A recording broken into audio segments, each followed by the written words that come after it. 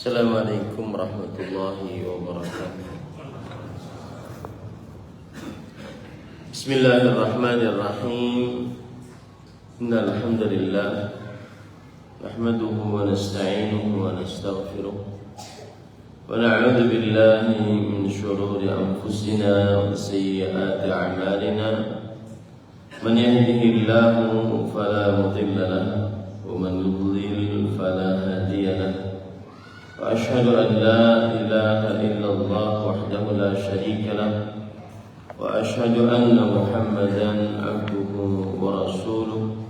يا أيها الذين آمنوا اتقوا الله حق تقاته ولا تموتن إلا وأنتم مسلمون. يا أيها الناس اتقوا ربكم الذي خلقكم من نفس واحدة وخلق منها زوجها وبث منهما رجالا كثيرا ونساء واتقوا الله الذي تساءلون به والأرحام إن الله كان عليكم رقيبا.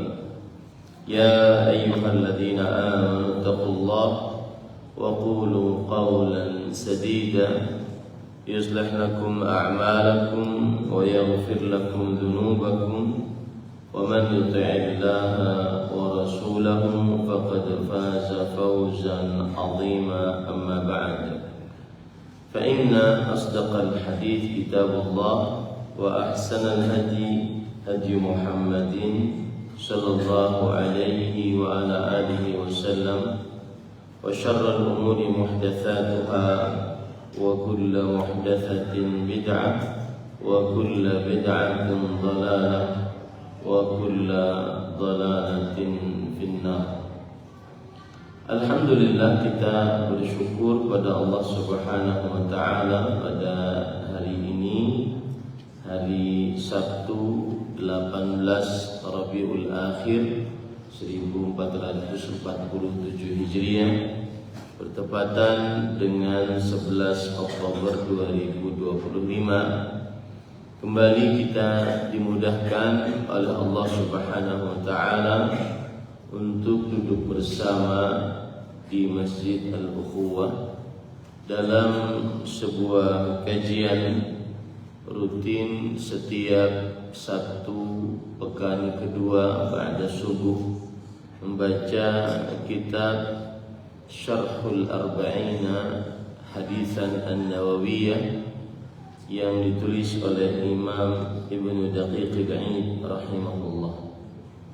Salawat dan salam semoga selalu Allah berikan kepada Nabi kita Muhammad sallallahu alaihi wa ala alihi wasallam, pada keluarga beliau, para sahabat, serta orang-orang yang mengikuti beliau sampai hari kiamat.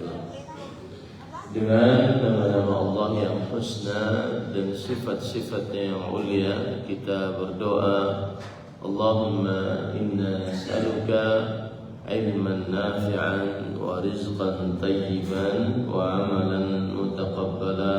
Allahumma amin.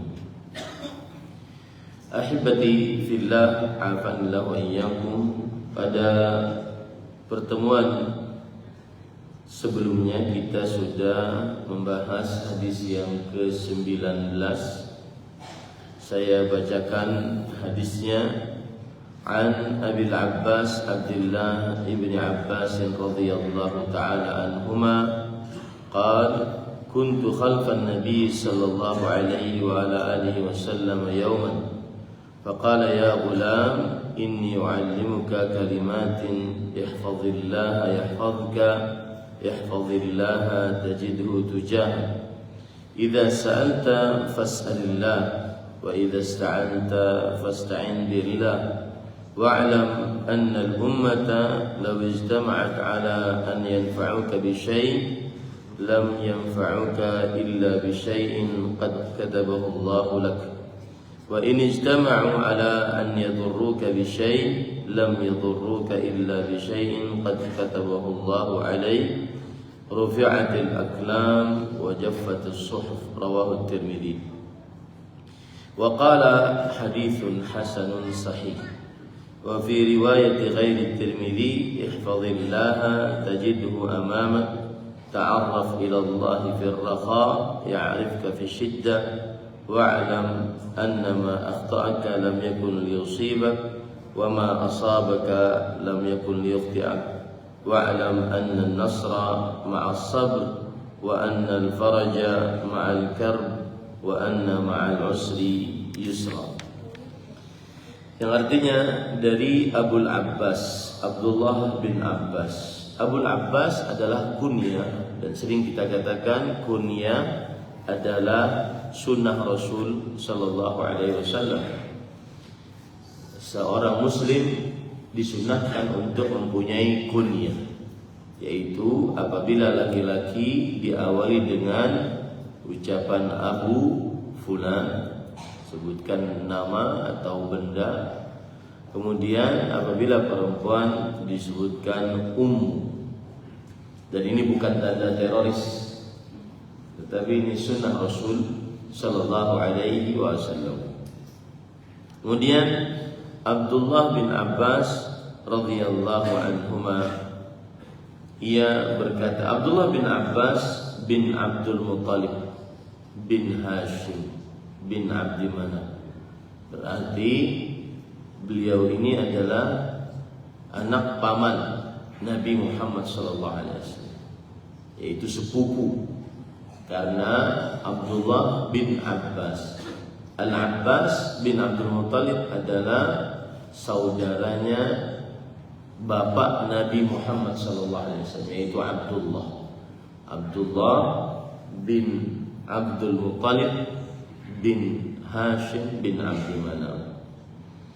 Kemudian para ikhwan yang dirahmati oleh Allah Subhanahu wa taala, Abdullah bin Abbas beliau dilahirkan sebelum hijrah Nabi Muhammad sallallahu alaihi wasallam sekitar 3 tahun. Berarti beliau ini ketika Rasul sallallahu alaihi wasallam wafat umurnya baru 13 tahun. Ada yang mengatakan 15 tahun. Kemudian Abdullah bin Abbas radhiyallahu anhuma terkenal dengan panggilan Habrul Ummah. Gelarnya beliau adalah Habrul Ummah, yaitu ulamanya umat Islam. Kemudian juga dinyatakan beliau sebagai Al-Bahr, lautan, karena ghazaratu ilmi, dalamnya dan luasnya ilmunya. Umar bin Khattab, Utsman bin Affan radhiyallahu anhuma memasukkan Abdullah bin Abbas ikut duduk bersama orang-orang yang dari para sahabat Nabi yang pembesar mereka, seperti orang-orang yang ikut perang Badar, Abu Bakar As-Siddiq, Umar bin Khattab, Utsman bin Affan, dan yang lain-lainnya yang ikut perang Badar. Ini karena beliau adalah ahli ilmu. Dan Abdullah bin Abbas radhiyallahu anhu menjadi ahli fatwa di zaman Umar bin Khattab dan Utsman bin Affan sampai meninggalnya Abdullah bin Abbas. Abdullah bin Abbas radhiyallahu anhu didoakan oleh Rasul sallallahu alaihi wasallam dengan doa, Allahumma faqihhu fid din wa 'allimhu at-ta'wil. Dan doa ini bagus dibaca oleh para orang tua mendoakan anak-anaknya. Allahumma faqihhu fid din wa 'allimhu at-ta'wil. Ya Allah, pahamkan ia dalam agama dan ajarkan ia ilmu tafsir. Kemudian Abdullah bin Abbas radhiyallahu anhuma, beliau adalah seorang yang semangat belajar agama dari mulai semenjak dini. Ini sering saya ucapkan, siapa yang ingin anak cucunya menjadi ahli agama, maka hendaklah dia arahkan anak cucunya tersebut dari mulai semenjak dini untuk belajar ilmu agama. Kenalkan dengan ilmu agama dari mulai kecil. Jika memang anak cucu kita proyeksikan dengan izin Allah untuk menjadi ahli ilmu agama. Abdullah bin Abbas juga disebut dengan turjumanul Quran, ahli tafsir Al-Quran. Kenapa? Karena tadi beliau mendapatkan doa dari Rasulullah sallallahu alaihi wasallam. Abdullah bin Abbas radhiyallahu anhuma termasuk minal huffaz al-mukthirin, ahli hadis yang banyak meriwayatkan hadis. Jumlah dari riwayat hadis beliau kira-kira 1678 hadis. Baik. Abdullah bin Abbas radhiyallahu anhuma beliau wafat. Beliau terkenal juga dengan ahli ibadah. Beliau terkenal ahli ibadah. Ibnu Abi Mulaikah pernah menemani beliau dari kota Mekah ke kota Madinah.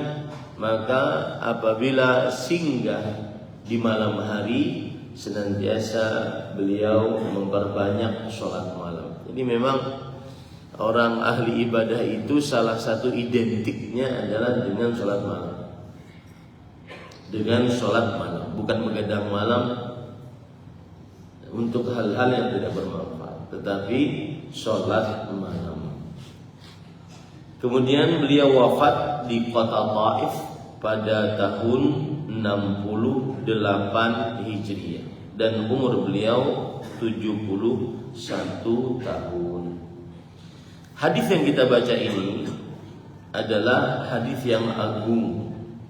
Hadis yang kita baca ini adalah hadis yang agung. Sampai-sampai Imam Ibnul Jauzi, ulama Islam abad kelima Hijriah, beliau mengatakan, tadabbartu hadzal hadits fa adhashani wa kittu atish. Yang artinya aku mentadabburi, memikirkan dengan seksama terhadap hadis ini, maka aku sangat takjub dengan hadis ini. Sampai hampir-hampir aku pingsan ketika mempelajari hadis. Fawa asafa minal jahli bihadzal hadits wa qillati tafahum li ma'na. Sungguh sangat merugi orang yang bodoh terhadap hadis ini dan sedikit pemahaman terhadap hadis ini. Ini sekelas Ibnul Jauzi, ulama Islam abad kelima Hijriah, berkata seperti itu. Imam Nawawi rahimahullah berkata, hada haditsun azimul mawdi'. Hadis ini adalah hadis yang agung kedudukannya. Hadis yang agung kedudukannya. Baik, kita baca hadisnya. Pada suatu hari saya berada di belakang Nabi Muhammad SAW. Yang dimaksud dengan di belakang di sini adalah bahwa beliau dibonceng oleh Rasulullah SAW. Dan ini sembari kita langsung mengambil faedah-faedahnya, yaitu ini menunjukkan kepada tawadhu'nya Rasulullah SAW. Seorang Rasulullah Khalilullah, pemimpin negara pada waktu itu, tapi beliau membonceng anak kecil yang mungkin pada waktu itu masih umur 10-an tahun. Beliau bersabda, wahai anak muda. Makanya disebut dengan anak muda. Dalam bahasa Arabnya ghulam.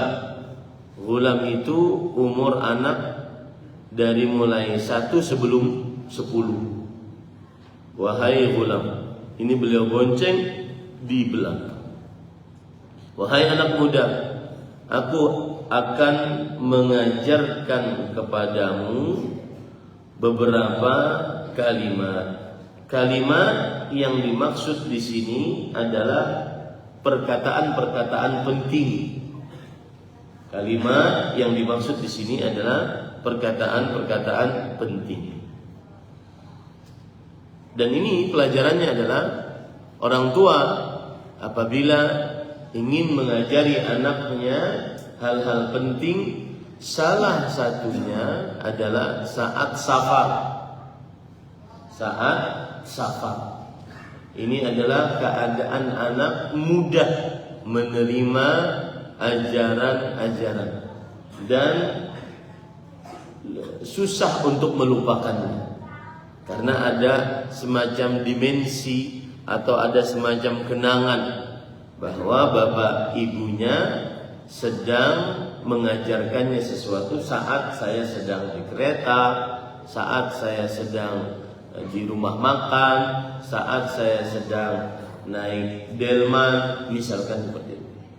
Ini salah satu faedah yang disebutkan oleh para ulama, bahwa mengajari anak melihat situasi dan kondisi.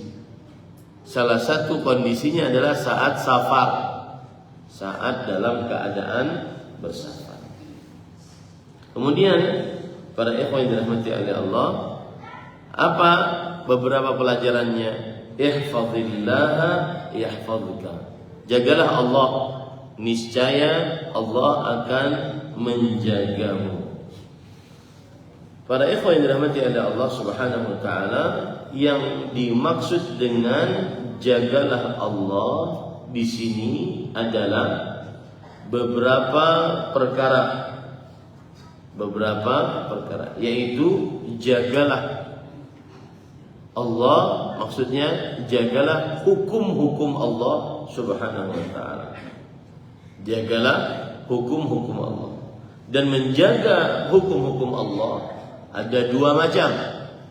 Baik itu menjaganya pada diri sendiri atau menjaganya pada orang lain. Jagalah Allah maksudnya adalah jagalah hukum-hukum Allah Subhanahu wa taala, baik itu pada diri sendiri atau pada orang lain. Contoh menjaga Allah pada diri sendiri, yaitu mentauhidkan Allah Subhanahu wa taala. Ini adalah menjaga hukum-hukum Allah pada diri sendiri, beribadah dan mengagungkan, tunduk patuh kepada Allah secara mutlak, disertai dengan rasa cinta yang paling tinggi. Nah, itu termasuk daripada menjaga Allah pada diri sendiri.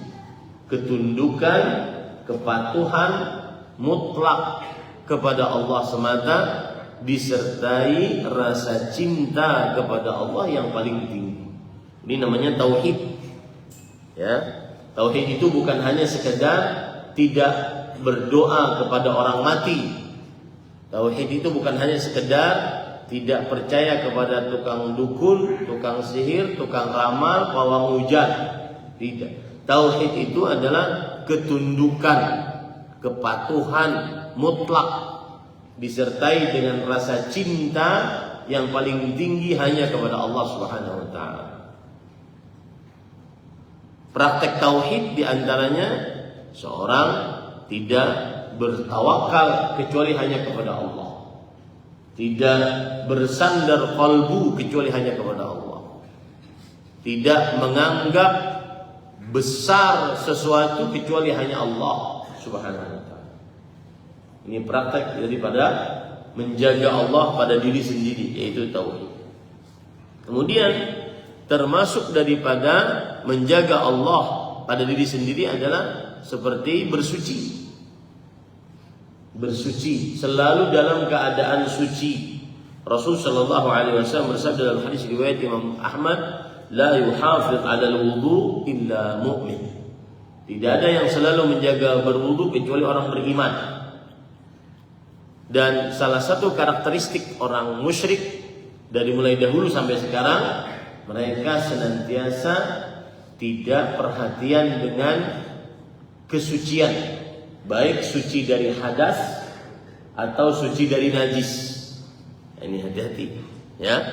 Salah satu karakteristik orang muslim adalah senantiasa selalu berusaha di atas kesucian. Mau sholat, mau ingin sholat atau mau tidak sholat, maka selalu berusaha di atas kesucian. Karena itu termasuk daripada penjagaan Allah di dalam diri. Kemudian termasuk penjagaan Allah juga adalah sholat. Nah, sebelumnya kembali kita ke masalah tauhid tadi. Kan hadisnya berbunyi, jagalah Allah maka engkau akan dijaga oleh Allah. Siapa yang bertauhid maka Allah akan menjaganya di dunia dan di akhirat. Allah Subhanahu wa taala berfirman, "Alladzina amanu wa lam yalbisu imanahum bidzulmin ulaika lahumul amnu wa hum muhtadun." Orang-orang yang beriman dan tidak mencampurkan keimanannya dengan kesyirikan, kezaliman yaitu kesyirikan. Mereka lah orang-orang yang mendapatkan keamanan, dijaga oleh Allah. Dan mereka lah orang-orang yang mendapat petunjuk, dijaga oleh Allah SWT. Yang menjaga hukum Allah di dalam dirinya yaitu tauhid akan dijaga oleh Allah. Contoh yang lain lagi, Rasul sallallahu alaihi wasallam beliau menyatakan bahwa orang yang bertauhid maka akan dijaga oleh Allah Subhanahu wa taala. Bahkan sampai di akhirat. Rasulullah SAW bersabda, "Man mata wa fi qalbihi mithqalu bagaimana saja. Barang siapa yang meninggal dan dia dalam keadaan mengucapkan la ilaha illallah, dakhala jannah." Siapa yang meninggal dalam keadaan mengucapkan la ilaha illallah pasti masuk surga. Dijaga oleh Allah dari api neraka. Baik itu tidak masuk neraka sama sekali karena tauhidnya, atau tidak kekal di dalam neraka. Masuk karena banyak maksiat, tapi dia ahli tauhid, tidak melakukan kesyirikan, pasti akan dikeluarkan dari api neraka dan tidak kekal di dalam nerakanya Allah SWT. Jadi keamanan akan diberikan oleh Allah bagi siapa yang bertauhid. Karena dia sudah menjaga hukum Allah yaitu tauhid, maka Allah akan menjaganya. Bersuci juga begitu, akan dijaga oleh Allah Subhanahu wa taala. Innallaha yuhibbut tawwabin wa yuhibbul mutatahhirin. Allah menyukai orang yang selalu bertaubat dan selalu bersuci. Dijaga oleh Allah orang yang bersuci. Ya. Kemudian yang sholat dijaga juga oleh Allah. Karena siapa yang menjaga hukum Allah, di antaranya sholat, maka Allah akan menjaganya. Innas salata tanha 'anil fahsya wal munkar. Sesungguhnya sholat mencegah dari perbuatan fahsya dan munkar. Ini para ikhwan yang dirahmati oleh Allah Subhanahu wa taala. Nah, kemudian termasuk daripada menjaga hukum Allah pada diri sendiri adalah yaitu menjaga janji-janji atau sumpah-sumpah. Allah berfirman dalam Al-Qur'an, "Wahfadhu aymanakum." Jagalah sumpah-sumpah yang sudah kita sumpahkan dalam diri kita. Maka niscaya Allah Subhanahu wa taala akan menjaga diri kita dari hal-hal yang buruk, di antaranya merendahkan diri sendiri karena melanggar sumpah. Maka jangan bermudah-mudah untuk bersumpah. Dikhawatirkan nanti dia melanggar sumpahnya. Yang jelas apabila dia menjaga Allah, maka Allah akan menjaganya. Termasuk penjagaan seorang hamba terhadap Allah adalah terhadap hukum-hukum Allah adalah hamba tersebut menjaga sumpah-sumpah yang dia ucapkan. Ya, menjaga sumpah-sumpah yang dia ucapkan. Termasuk di dalamnya menjaga Allah adalah menjaga anggota tubuh untuk tidak bermaksiat. Menjaga Allah di dalam diri sendiri adalah menjaga anggota tubuh untuk tidak bermaksiat. Seperti misalkan hadis yang diriwayatkan oleh Imam Ahmad, al-istihya minallahi haqqal haya. Malu kepada Allah dengan sebenar-benar malu. An tahfadha ar-ra'sa wa ma wa'a wa tahfadha al-batna wa ma hawa. Ini kepala dijaga dan perut dijaga. Maksudnya apa? Para ikhwan, termasuk penjagaan seorang hamba terhadap Allah, terhadap hukum-hukum Allah adalah menjaga apa saja panca indera yang ada pada kepalanya. Pendengaran, penglihatan, penciuman, pengrasa, lisan. Ya, termasuk penjagaan terhadap hukum-hukum Allah adalah menjaga apa yang ada pada panca indera di kepala kita. Dan menjaga perut serta yang di sekitarnya, yaitu apa yang kita makan, jaga perutnya dan juga sekitarnya, itu kemaluannya, tidak meletakkan kemaluannya pada selain yang halal. Rasul sallallahu alaihi wasallam bersabda, kullu jismin nabata min suh fannaru aula bih. Setiap daging yang tumbuh di dalam tubuh kita hasil dari makanan yang dibeli dengan harta yang haram, maka tidak akan dijaga oleh Allah. Neraka pantas untuknya.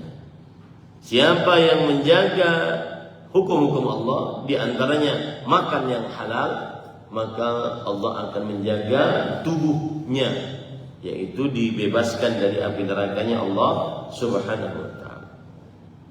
Termasuk daripada perut dan sekitarnya adalah kemaluan. Siapa yang menjaga hukum-hukum Allah, di antaranya menjaga kemaluannya, maka Allah akan menjaganya.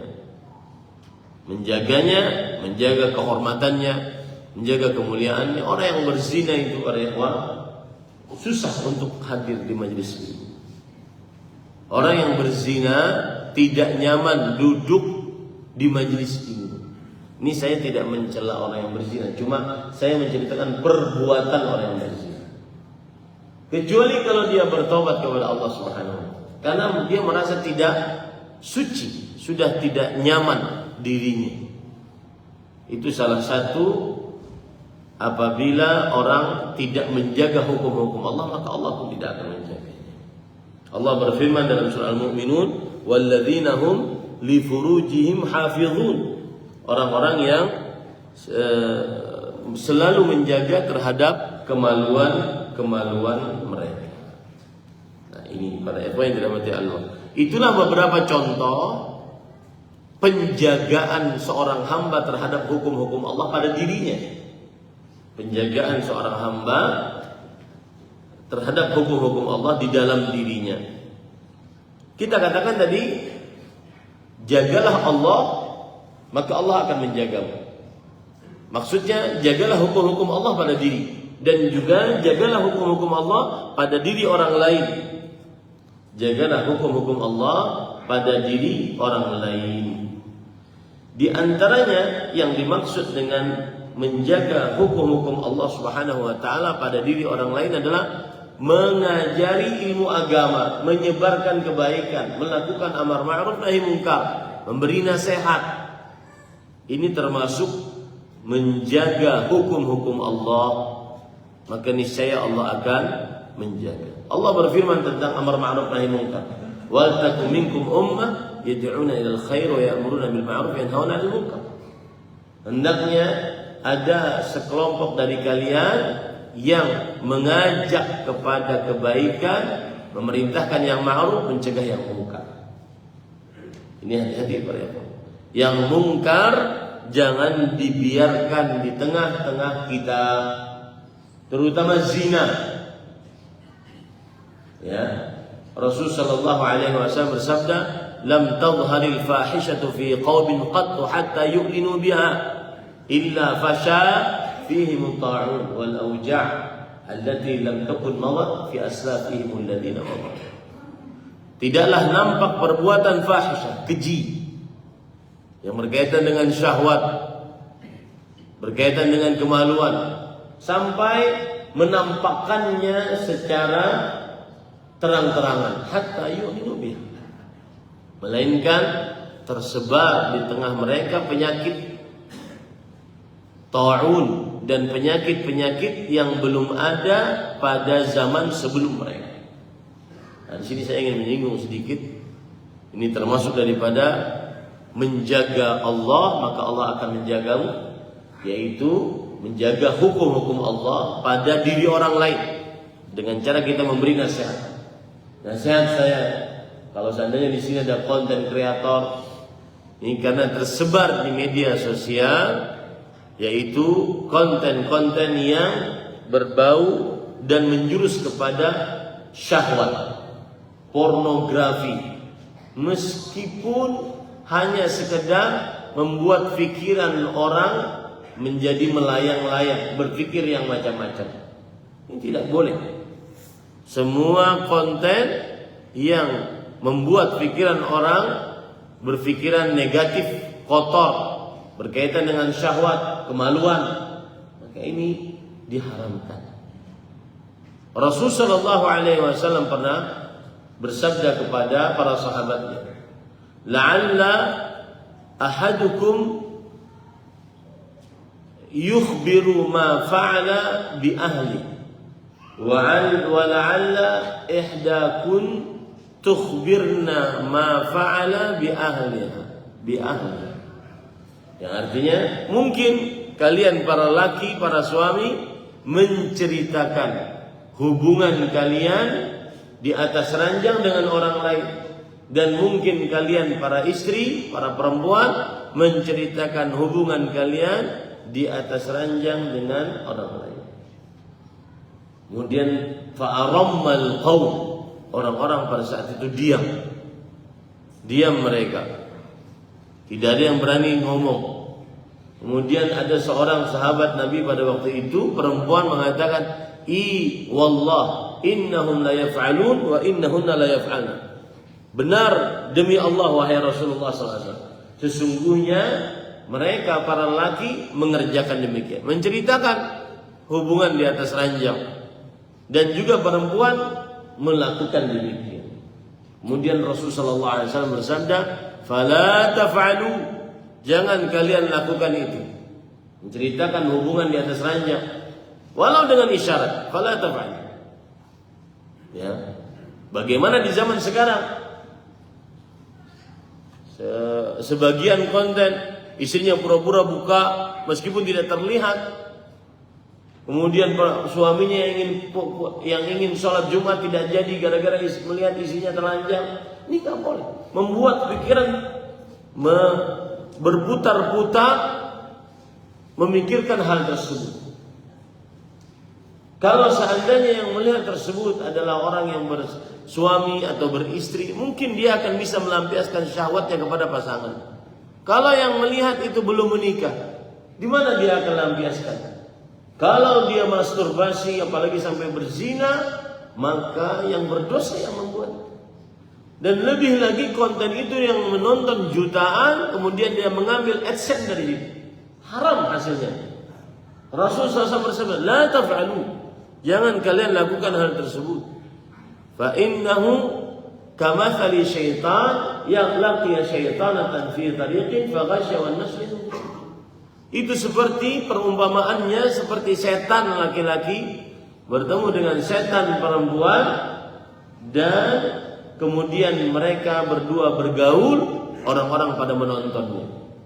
Dan hati-hati, yang tidak melakukan itu tapi kecanduan melihatnya, hati-hati, haram itu untuk dilihat, tidak diperbolehkan para ikhwan yang dirahmati. Karena itu masuk ke dalam ayat Al-Quran dalam surah An-Nur, innal ladzina yuhibbuna an tashi'al fahishatu fil ladzina amanu lahum 'adzabun alim fid dunya wal akhirah. Sesungguhnya orang-orang yang menginginkan tersebarnya perbuatan fahisyah di tengah orang-orang yang beriman, ya, maka bagi mereka siksa yang pedih dan di dunia dan di akhirat. Surat An-Nur ayat 19. Ini banyak tersebar di tengah masyarakat.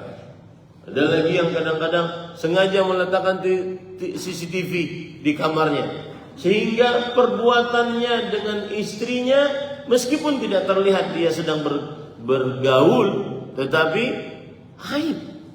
Tidur diperlihatkan pada orang lain.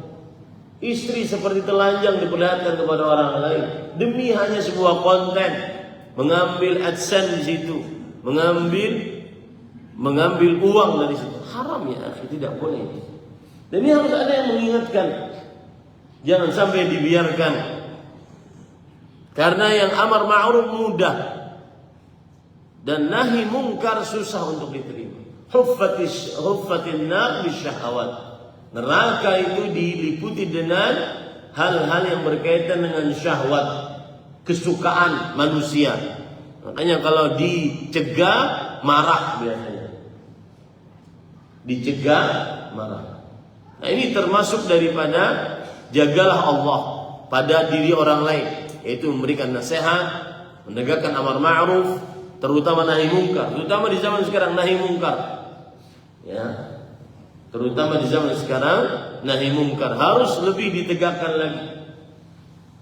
Termasuk yang harus ditegakkan nahi mungkar adalah di dalam rumah masing-masing di antara kita. Antara suami dengan istri, istri terhadap suami, orang tua terhadap anak, anak terhadap orang tua, kakak terhadap adik, adik terhadap anak, keponakan terhadap pamannya, bibinya, harus ditegakkan hal tersebut. Ini para ikhwan yang dirahmati oleh Allah Subhanahu wa taala.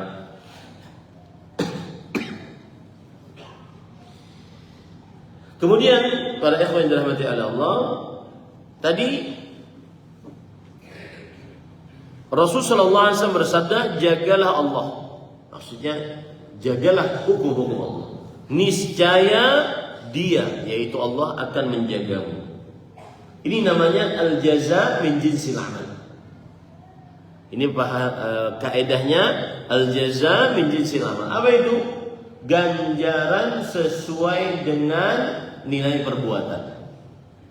Itu kaedah dalam beragama. Seseorang akan mendapat ganjaran apabila dia sesuai dengan amal perbuatannya. Nah, ketika kita menjaga hukum-hukum Allah, maka Allah akan menjaga kita. Pertanyaan sekarang, bagaimana Allah Subhanahu wa taala menjaga hambanya? Bagaimana Allah Subhanahu wa taala menjaga hambanya? Yang pertama adalah Allah Subhanahu wa taala menyediakan untuk hamba tersebut malaikat-malaikat yang akan membimbingnya untuk jalan di atas kebenaran.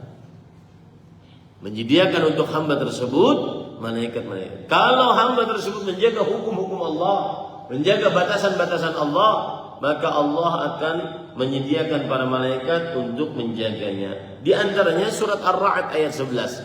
Allah berfirman, "Lahu mu'aqqibatun min baini yadayhi wa min khalfihi yahfazunahu min amrillah."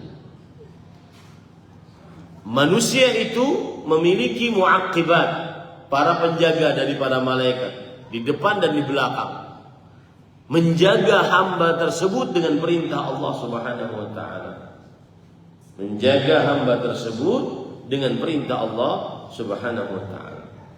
Maka para ikhwah yang ingin dijaga malaikat, mudah caranya.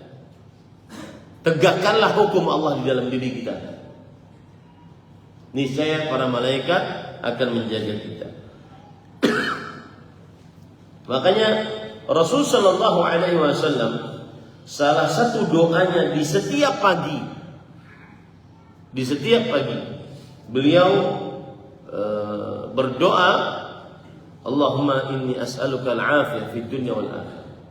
Allahumma inni as'aluka al-afwa wal afiyah fi dinina wa ahlina wa malina. Allahumma astur awratina wa amin rawatina واحفظنا من بين أيدينا ومن خلفنا وعن أيماننا وعن شمائلنا ومن فوقنا ونعوذ بعظمتك أن نغتال من تحتنا. Ya Allah, jagalah kami dari depan, dari belakang, dari kanan, dari kiri, dari atas, dan kami berlindung kepada Engkau untuk dibunuh dari bawah. Ini semua minta penjagaan dari Allah Subhanahu wa ta'ala. Nah, tapi Ustaz, ada pertanyaan, bukankah kita punya takdir? Kalau dijaga oleh malaikat berarti takdir kita tidak terjadi. Maka jawabannya adalah Rasul sallallahu alaihi wasallam, Abdullah bin Abbas berkata, yang menjaga humul malaikah adalah para malaikat, yahfazunahu bi amrillah. Mereka menjaga hamba yang menegakkan hukum-hukum Allah tadi dengan perintah Allah. Fa idza ja'al qadar khallau anhu. Tapi kalau sudah ada takdirnya, maka mereka berlepas diri dari hamba tersebut. Oh, orang ini kena kecelakaan, maka para malaikat melepaskan karena sudah ada takdirnya. Oh, orang ini meninggal pada hari ini, tanggal sekian, bulan sekian, tahun sekian, jam sekian. Maka para malaikat yang menjaganya tadi akan melepas diri dari si hamba tersebut karena sudah ada takdirnya. Ini para ikhwan termasuk daripada penjagaan Allah terhadap hamba, gara-gara hamba tersebut mengerjakan penjagaan terhadap hukum-hukum Allah Subhanahu wa ta'ala. Nah, termasuk penjagaan Allah terhadap hamba adalah yaitu hamba tersebut dijaga oleh Allah keimanannya. Dan ini lebih afdal daripada penjagaan badan, penjagaan harta, penjagaan keluarga. Hamba tersebut dijaga oleh Allah keimanannya, agamanya, tauhidnya, ya. Ketaatannya dijaga oleh Allah. Contoh misalkan Nabi Yusuf alaihissalam, ketika beliau menjaga dirinya dari mengerjakan zina, Allah jaga dirinya dari kecelakaan di dunia dan di akhirat. Allah berfirman dalam surat Yusuf ayat 24, "Kadzalika linasrifa 'anhu su'a wal fahsya, innahu min ibadina al-mukhlasin." Demikianlah kami jauhkan dari Nabi Yusuf keburukan dan perbuatan keji. Sesungguhnya Nabi Yusuf adalah hamba-hamba yang ikhlas. Nah, ini pelajarannya apa? Sebesar penjagaanmu terhadap hukum Allah, sebesar itu pula penjagaan Allah terhadapmu dari maksiat, dari perkara-perkara yang dimurkai oleh Allah Subhanahu wa ta'ala. Saya ulangi, sebesar ketaatanmu kepada Allah, penjagaanmu terhadap Allah, maka sebesar itu pula penjagaan Allah terhadapmu. Kita taat kepada Allah, salat pada waktunya, puasa pada bulan Ramadan, berbakti pada orang tua, memuliakan tamu, menghormati tetangga, berbuat baik kepada orang lain, tidak menyakiti orang lain, dan seterusnya. Dia membaca Al-Quran, berdoa kepada Allah, maka sebesar ibadah-ibadah yang dia kerjakan, sebesar itu pula penjagaan Allah terhadap dirinya. Bahkan nih, bukan hanya dirinya yang dijaga oleh Allah, tetapi juga keturunannya. Itu yang dimaksud dengan jagalah Allah, maka Allah akan menjagamu. Orang tua yang saleh, maka dia akan menjamin untuk ketercukupan anak cucunya. Saya ulangi, orang tua yang saleh, maka itu adalah garansi atau insuren, jaminan atas ketercukupan anak cucu. Allah Subhanahu wa ta'ala berfirman, "Wa kana abuhuma salihan." Dan dua anak yatim tersebut yang dijaga oleh Allah harta warisnya, nanti kalau anak yatim ini sudah dewasa, Allah akan keluarkan harta warisnya dari balik rumahnya, dari bawah rumahnya, untuk keperluan dia saat dia sudah dewasa, itu disebabkan karena abuhuma salih. Kedua orang tuanya adalah kedua orang tua yang saleh. Abdullah bin Abbas radhiyallahu anhu mengatakan,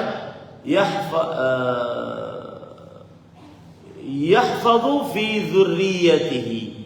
Orang tua yang saleh akan menjaga anak cucu.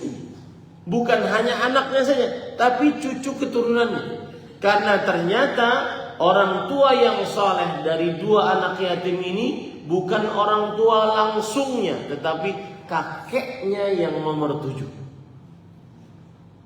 Berarti orang tua yang saleh akan menjaga keturunannya sebanyak 7 turunan. Maka sholatmu sekarang subuh ini bukan hanya untukmu bermanfaat, tetapi untuk anak-anakmu dan cucu-cucumu, keturunan. Makanya para ikhwan yang dirahmati oleh Allah, ada perkataan para ulama salafus salih, di antaranya Sa'id ibn Musayyib, wallahi inni la ukthiru salati liwaladi. Aku sengaja memperbanyak salat untuk kepentingan keturunan. Orang tua yang saleh akan menjaga keturunannya. Nah, ini para ikhwah yang dirahmati oleh Allah SWT. Kemudian lanjut, ihfazillaha tajidu tujaha. Jagalah Allah, niscaya kamu akan mendapati Dia di hadapanmu. Maksudnya sama tadi, jagalah Allah, jagalah hukum-hukum Allah, niscaya engkau akan mendapati Allah di hadapanmu. Apa maksudnya? Niscaya Allah akan memberikan pertolongan kepada engkau. Niscaya Allah akan membimbing engkau di dalam kebenaran. Ini maksudnya. Jagalah Allah, maka engkau akan mendapati Allah ada di hadapanmu, memberi petunjuk kepada engkau, memberi pertolongan, kekuatan, memberi bimbingan seperti itu. Contoh misalkan Nabi Musa alaihissalam dan Nabi Harun diperintahkan untuk mendakwahi Fir'aun. Kemudian Allah menjamin, kata Allah Subhanahu wa taala, la takhafa, dakwahi Fir'aun, jangan kalian berdua takut. Innani ma'akuma asma'u wa ara. Aku bersama kalian berdua. Aku mendengar apa yang kalian ucapkan, aku melihat apa yang kalian lakukan. Surat Thaha ayat 46. Ini faedah dari taat kepada Allah Subhanahu wa taala, yaitu kita akan mendapati pertolongan Allah ada di depan kita. Kita akan mendapati pertolongan Allah Subhanahu wa taala di depan kita. Contoh yang lain lagi, kisah Nabi Muhammad sallallahu alaihi wasallam saat berhijrah. Keluar dari rumahnya, kemudian bermalam di Goa Thur di Jabal Thawr. Kemudian selama 3 hari 3 malam tersebut didatangi oleh kaum musyrikin. Kalau kaum musyrik melihat ke bawah, niscaya akan melihat Rasulullah SAW dan Abu Bakar As-Siddiq di bawah. Tetapi kenapa? Allah menjaganya. La tahzan, innallaha ma'ana. Jangan engkau takut wahai Abu Bakar As-Siddiq, sesungguhnya Allah bersama kita. Ini menunjukkan bahwa siapa yang menegakkan hukum Allah, menjaga hukum Allah, maka dia akan mendapati Allah ada di hadapannya. Maksudnya Allah akan memberi pertolongan kepadanya, petunjuk kepadanya. Allah akan membimbingnya. Jangan ke situ, karena di situ ada maksiat. Jangan berteman dengan si fulan, karena si fulan buruk, dan seterusnya. Dibimbing oleh Allah Subhanahu wa taala. Berarti para ikhwah, seseorang akan mendapat petunjuk dari Allah apabila dia taat kepada Allah. Dan inilah perkataan para ulama, man aslaha bainahu wa bainallah aslahallahu bainahu wa baina khalqi. Siapa yang memperbaiki hubungan dia dengan Allah, maka Allah akan memperbaiki hubungan dia dengan makhluk-makhluk Allah Subhanahu. Artinya Allah akan berikan kepada dia teman-teman yang merupakan teman-teman pendukung untuk taat kepada Allah Subhanahu wa taala. Ya, untuk taat kepada Allah Subhanahu wa taala. Siapa yang ingin dapat teman yang saleh, taatilah Allah. Allah akan memberi petunjuk kepada dia teman yang saleh. Itu pasti. Itu sebuah keniscayaan. Siapa yang ingin mendapatkan pasangan hidup yang baik, taatilah Allah. Perbaiki diri dulu. Dia akan mendapati pasangan hidup yang baik. Perbaiki diri dulu. Ya, ini para ikhwan yang dirahmati Allah. Makanya orang kalau berzina tidak pantas dinikahi atau menikah kecuali dengan pezina juga, kecuali mereka berdua bertobat. Kenapa? Karena keburukan akan mendapatkan keburukan, kebaikan akan mendapatkan kebaikan. Nah, kemudian para ikhwan dirahmati oleh Allah Subhanahu wa taala. Lalu setelah itu Rasulullah sallallahu alaihi wasallam bersabda, jika kamu minta, mintalah kepada Allah. Di sini umum, idza sa'alta, tidak disebutkan apa mintanya, menunjukkan kepada umum. Berarti minta apa saja, mintalah kepada Allah Subhanahu wa taala. Mintalah kepada Allah Subhanahu wa taala. Para ikhwan yang dirahmati oleh Allah Subhanahu wa taala, inilah tauhid. Ini menunjukkan bahwasanya isti'anah adalah ibadah. Isti'anah minta tolong adalah ibadah. Dan ibadah tidak boleh diberikan kecuali hanya kepada Allah Subhanahu wa taala. Minta tolong, minta sesuatu tidak boleh kecuali hanya diberikan kepada Allah Subhanahu wa taala. Ya, sekali lagi saya katakan, idza sa'alta fas'alillah. Ini umum, minta apa saja. Bahkan disebutkan dalam hadis riwayat Imam Tirmidzi, liyas'al ahadukum rabbahu hajatan kullaha hatta yas'alahu syi'fa na'lihi idza qata. Hendaknya salah seorang dari kita minta hajat kepada Allah. Apa saja, seluruh hajatnya, sampai tali sendal mintalah kepada Allah SWT. Sampai tali sendal mintalah kepada Allah SWT. Makanya kalau ada di media sosial ada orang di hadapan Ka'bah fulus, itu salah nggak? Nggak salah itu. Nggak salah itu. Cuma kelirunya kalau dia cuma minta itu saja. Nah, ini saya ada cerita menarik. Saya dengar cerita ini dari Fadilah Syekh Profesor Dr. Abdul Razak dan Munajjid. Bahwasanya beliau diceritakan oleh pelaku langsung. Ini anggap ini Ka'bah, kemudian ini Hajar Aswad, di sini pintu Ka'bah. Antara pintu Ka'bah dengan Hajar Aswad ada namanya dinding multazam. Kita disunnahkan untuk berdiri di situ, mendekapkan dada, perut, pipi ke situ dan berdoa. Dan itu tempat mustajab, sebagaimana yang difatwakan oleh Abdullah bin Abbas radhiyallahu anhu. Jadi bukan di bawah pintunya, tapi antara pintu dengan Hajar Aswad. Ada seorang askar polisi yang biasa berjaga di pojokan Hajar Aswad. Suatu ketika beliau berjaga di situ. Kemudian beliau mendengar suara tangisan yang begitu luar biasa dari seorang bapak, dari seorang laki-laki maksud saya. Doanya begini, ya Allah, semua manusia Engkau kasih anak. Saya yang belum Engkau kasih anak, berikan saya anak. Menangis terseduh-seduh meminta seperti itu. Dia ulang permintaannya seperti itu. Kemudian polisi ini merasa si bapak ini terlalu kencang berdoanya, kemudian terlalu khusyuk berdoanya, dia menoleh ke tempat si yang berdoa tersebut. Dia tahu wajahnya. Waktu berlalu, 10-an tahun berlalu. Kemudian polisi ini tetap bekerja di situ.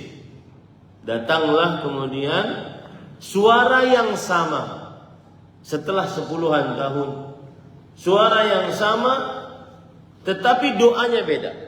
Dia mengatakan, "Ya Allah, hancurkan anak tersebut. Hancurkan anak tersebut." Awalnya minta anak, yang doa kedua hancurkan anak tersebut. Polisi ini sudah tidak sabar dengan bapak ini. Kemudian dia turun, dia panggil bapak tersebut. "Apakah engkau yang puluhan tahun yang lalu berdoa minta anak?" Kemudian sang bapak mengatakan, "Oh iya, saya yang berdoa minta anak." Dan apa? Kemudian polisi ini mengatakan, ya perhatikannya, ahli tauhid. "Sungguh demi Allah, engkau sudah menzalimi anakmu 2 kali dengan doamu yang tadi minta dihancurkan. Engkau menzalimi anakmu 2 kali. Kali yang pertama adalah engkau minta kepada Allah anak, tapi tidak engkau sebutkan kesolehan. Hanya sekedar minta anak. Makanya Rasulullah Allah berfirman dalam Al-Quran, "Rabbi habli minas salihin." Wahai Rabbku, berikan aku anak yang saleh. Rabbi habli min ladunka dzurriyyatan thayyibah. Wahai Rabbku, berikan aku dari sisimu keturunan yang baik. Rabbana hab lana min azwajina wa dzurriyyatina qurrata a'yun. Wahai Rabb kami, berikanlah dari istri-istri kami dan anak-anak keturunan kami qurrata a'yun, yang menyejukkan pandangan mata. Engkau melakukan kezaliman terhadap anakmu 2 kali. Pertama, engkau minta anak tanpa menyebutkan kesalahan. Yang kedua, engkau berdoa keburukan untuk anakmu. Kemudian si bapak cerita, dia anak yang durhaka, dia tidak sholat, tidak taat kepada Allah, tidak taat kepada orang tua.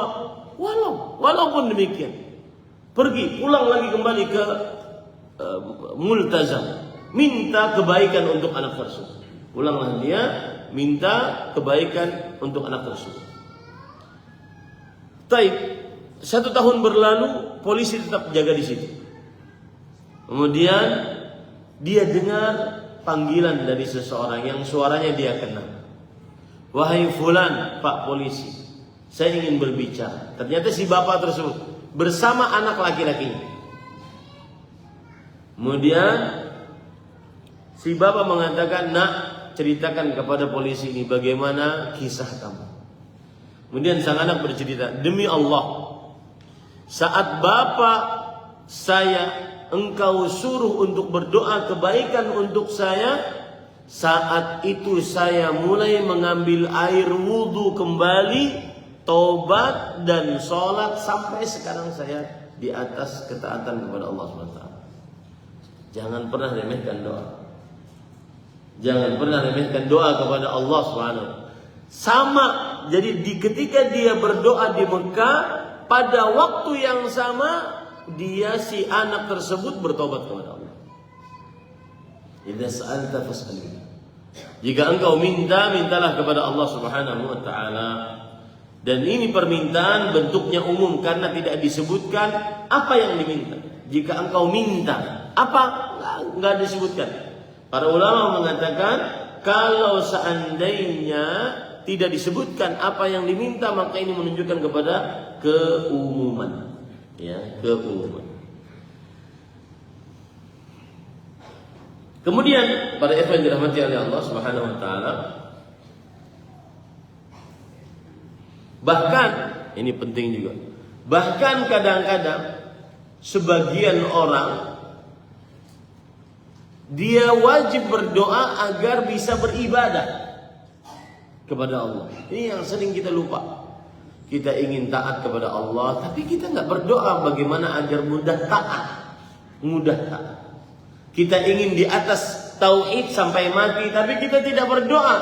Pernah nggak kita berdoa kepada Allah Subhanahu wa taala sebagaimana doanya Nabi Ibrahim, "Wajnubni wa bani an na'budal asnam." Ya Allah, jagalah aku dan keturunanku dari menyembah berhala. Ya, ini sebuah kekurangan dari sebagian orang. Dalam perihal ibadah dia tidak meminta kepada Allah untuk dimudahkan beribadah.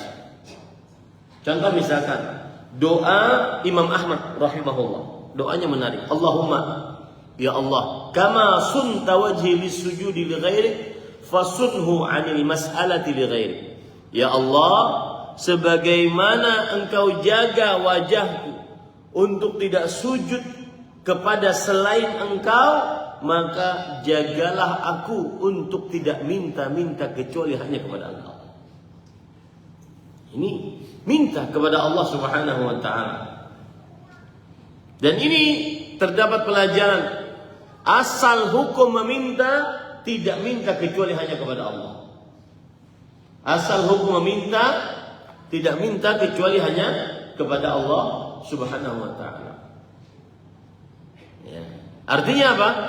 Diharamkan asal hukumnya, minta kepada selain Allah.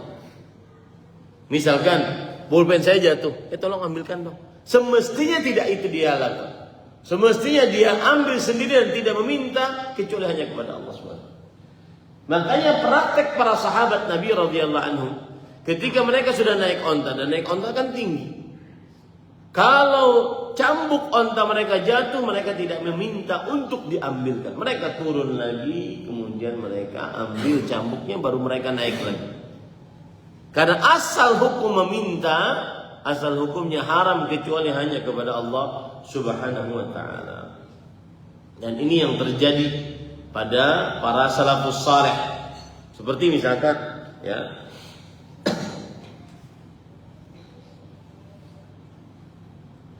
Tawus bin Kaisan, seorang tabi'i, berkata kepada Atha bin Abi Rabah, seorang tabi'i, "Iyyaka an tatluba hawaijak mimman yughliqu babahu dunak, wa 'alaika biman babuhu maftuhun ila yaumil qiyamah. Amaraka an tas'alahu wa wa'ada'aka an yujibak." Subhanallah, indah sekali. Ini perkara qalbu para ikhwan. Perkara qalbu, perhatikan baik-baik. Jauhi olehmu untuk meminta hajat-hajatmu kepada orang yang dia menutup pintu dari engkau. Semua makhluk kan menutup pintu dari kita, kecuali kalau itu rumah kita. Betul apa betul? Ya, semua makhluk menutup pintu dari kita, kecuali kalau itu rumah kita. Maka kita yang membukanya. Maka Tawus bin Kaisan memberikan nasihat kepada Atha bin Abi Rabah, jauhi meminta hajat-hajatmu kepada orang yang menutup pintunya di hadapanmu, dan hendaknya engkau meminta kepada yang pintunya selalu terbuka sampai hari kiamat.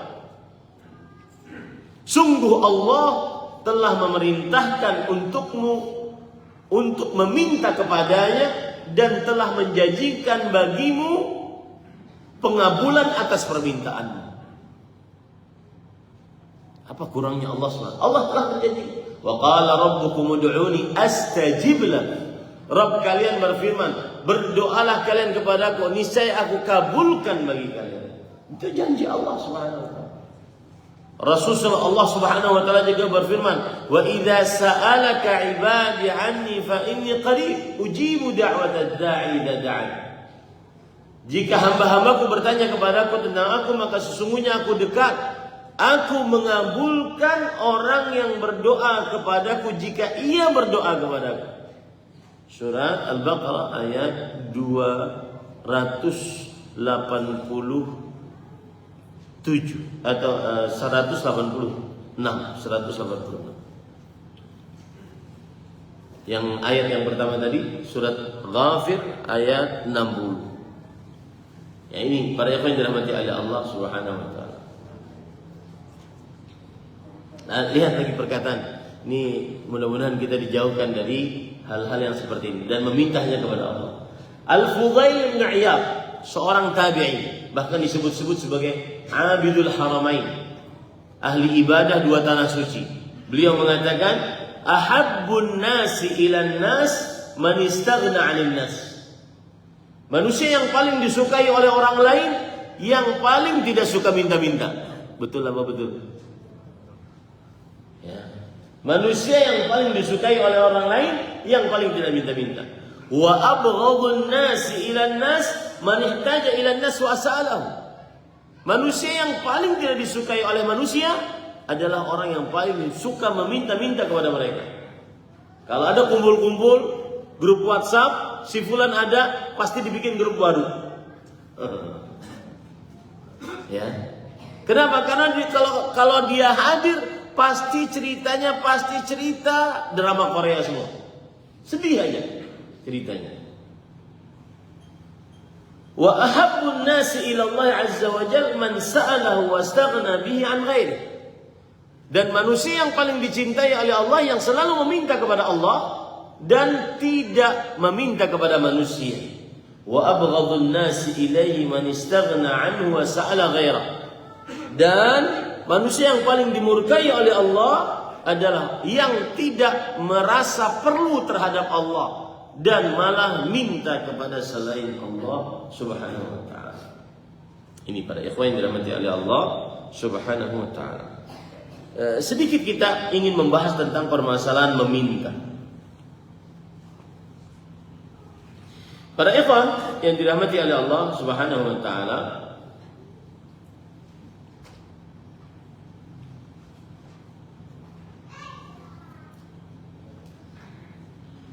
permintaan ada dua macam.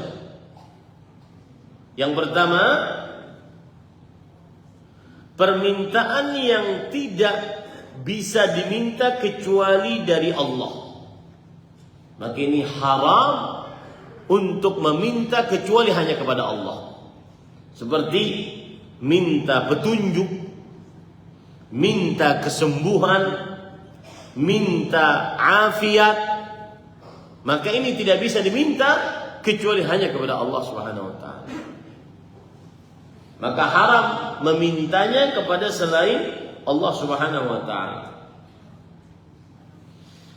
Kemudian yang kedua adalah minta sesuatu yang dimudahkan atau yang bisa manusia memberinya. Minta sesuatu yang manusia bisa memberinya. Seperti minta harta, minta makanan, minta sesuatu yang manusia bisa memberinya. Maka yang seperti ini, jika seorang hamba meminta kepada makhluk yang makhluk itu bisa memberinya, diperbolehkan. Tetapi jika tidak memintanya lebih utama. Misalkan minta air, minta makanan, minta beras, minta garam. Manusia bisa memberinya karena dia memilikinya. Maka itu tidak mengapa, tidak merusak tauhid. Tetapi lebih utama dia tidak suka minta-minta. Apalagi minta-mintanya takatsuran, untuk memperbanyak diri. Dia punya harta, tapi dia tidak mau menggunakan hartanya. Dia lebih suka minta-minta. Maka ini yang disebut oleh Rasul sallallahu alaihi wasallam, nanti di hari kiamat dia akan datang walaysa fi wajhihi muz'atu lahmin. Di hari kiamat dia akan datang dan di wajahnya tidak ada satu potong daging pun. Ini bagi yang suka minta-minta. Ya. Jadi minta-minta ada dua. Yang pertama tadi apa? Minta-minta sesuatu yang tidak bisa diberikan kecuali oleh siapa? Allah. Maka ini haram untuk minta-minta kecuali hanya kepada Allah. Seperti apa tadi? Petunjuk, kesehatan, afiat, anak, dan seterusnya. Tidak ada yang menyanggupinya kecuali Allah. Maka tidak boleh diminta kecuali hanya dari Allah. Yang kedua, minta-minta yang makhluk bisa memberikannya. Seperti harta, makanan, tempat tinggal, dan seterusnya. Maka ini boleh, tetapi lebih afdalnya tidak sering-sering meminta. Baik. Para ikhwan yang dirahmati oleh Allah Subhanahu wa taala.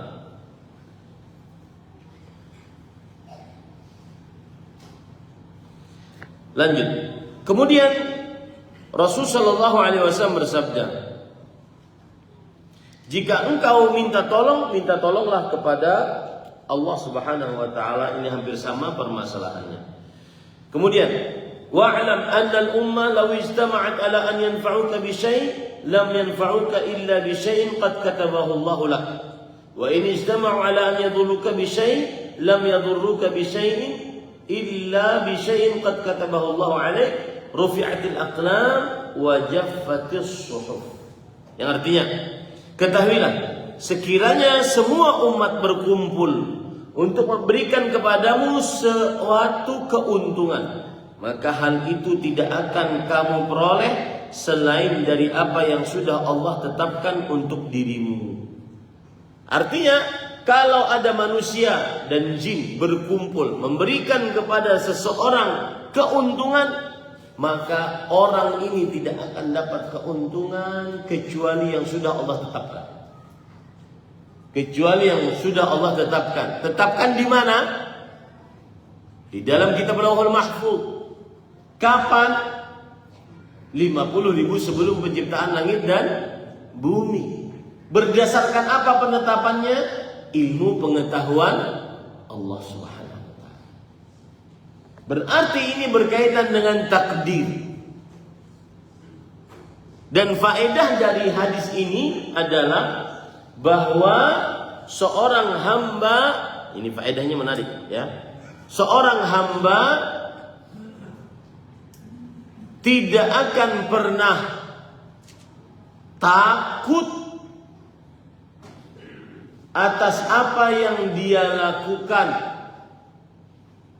di dalam menegakkan kebenaran. Kenapa? Karena semuanya sudah Allah takdirkan. Mati dengan COVID, tetap bisa mati dengan COVID. Atau kalau tidak mati dengan COVID, maka dia akan tetap mati dengan selain COVID. Maka dia tetap tegakkan kebenaran, tetap membantu orang lain, tetap menolong orang lain dalam keadaan kesempitan. Ini para ikhwan yang dirahmati Allah. Itu pelajaran membuat seseorang berani, tegar dalam kebenaran, tidak pengecut. Kenapa? Karena kalau seandainya sudah ketetapannya mendapatkan kebaikan, maka dia akan dapat. Kalau seandainya ketetapannya mendapatkan keburukan, semua orang menolong dia, dia tidak akan pernah dapat. Ini faedah pertama. Dia akan tegar, berani, kokoh, istiqamah di atas kebenaran, tidak pernah takut. La yakhafu laumata laim. Dia tidak pernah takut terhadap celaan orang yang mencela. Dan subhanallah ini para ikhwan, saya kemarin dengar ada orang ngomong begini. Hidup berdasarkan atas ucapan orang lain itu paling tidak enak. Hidup berdasarkan atas ucapan orang lain paling tidak enak. Seperti tidak enaknya memakai sepatu kesempitan tapi menurut orang lain baik. Paham nggak? Ya, menurut orang lain baik, tapi kita nggak nyaman makanya kesempitan nih.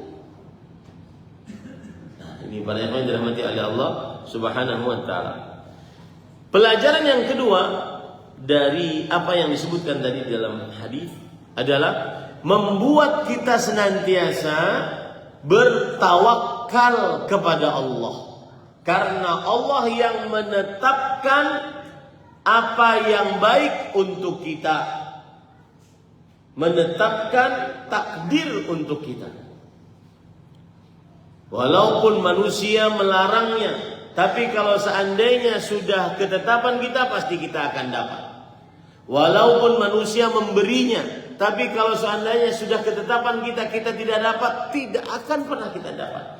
Ini berarti membuat kita bersandar qalbu hanya kepada Allah, tidak kepada manusia. Dan ini tauhid paling tinggi sekarang ini. Ya, saya sering mengatakan ini. Tauhid bukan hanya segera tidak berdoa kepada orang mati. Tauhid salah satu prakteknya yang paling utama tidak bergantung qalbu kepada makhluk sampai merendahkan diri di depan makhluk. Kalau dapat telepon dari orang yang dianggap bisa menolong, maka dia akan sangat tunduk sampai nunduk-nunduk di telepon. Siapa? Siap. Nunduk-nunduk di telepon. Kenapa? Karena dia menganggap orang yang menelpon dia bisa membantu dia.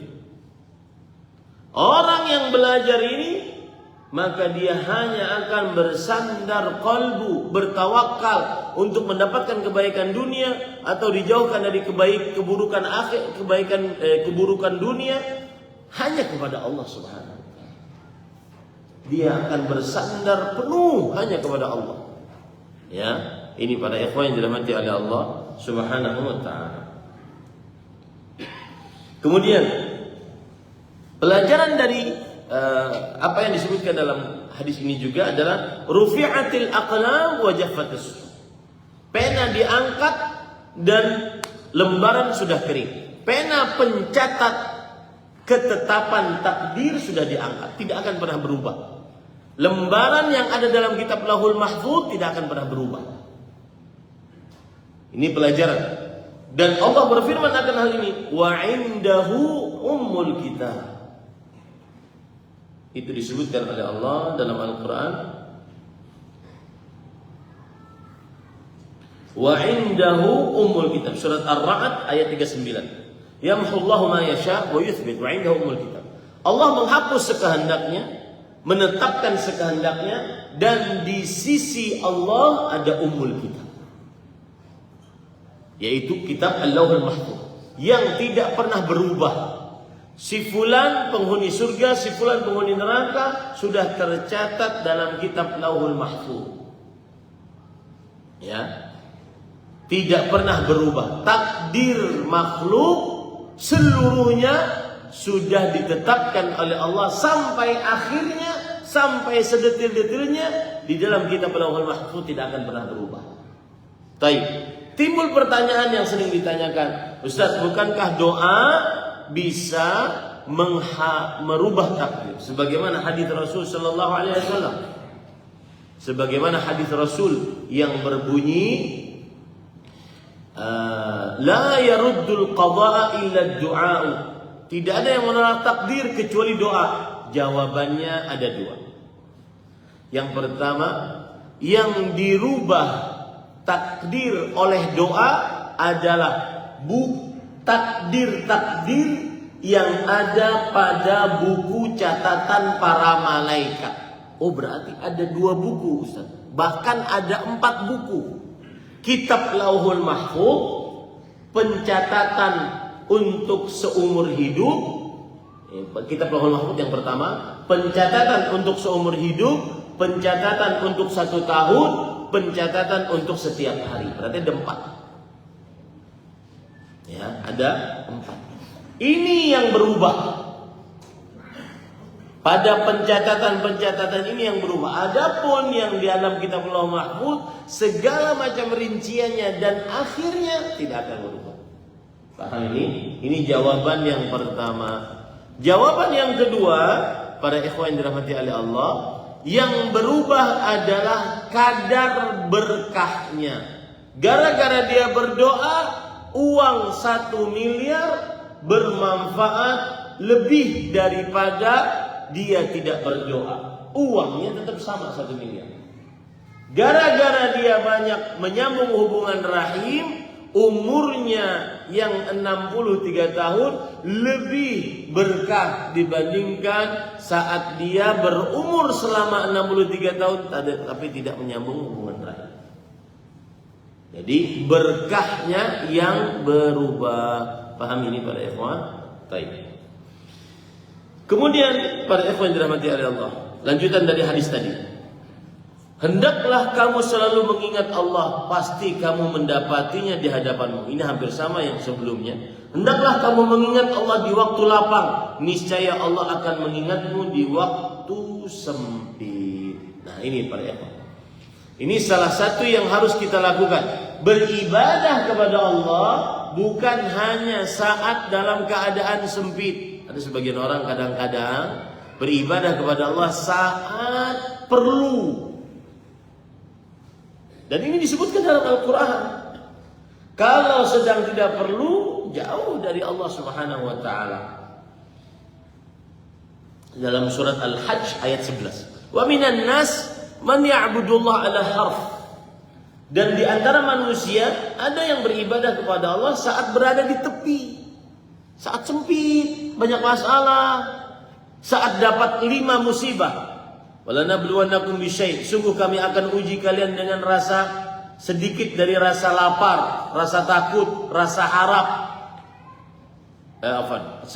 Walanabluwannakum bisyai' minal khauf wal ju', rasa takut, rasa lapar. Wa naqsim minal amwal wal anfus wath thamarat, dan kekurangan harta, kekurangan nyawa, dan kekurangan makanan. 5 pokok musibah disebutkan oleh Allah dalam surat Al-Baqarah ayat 155. 5 pokok musibah. Saat ini baru dia mendekat kepada Allah.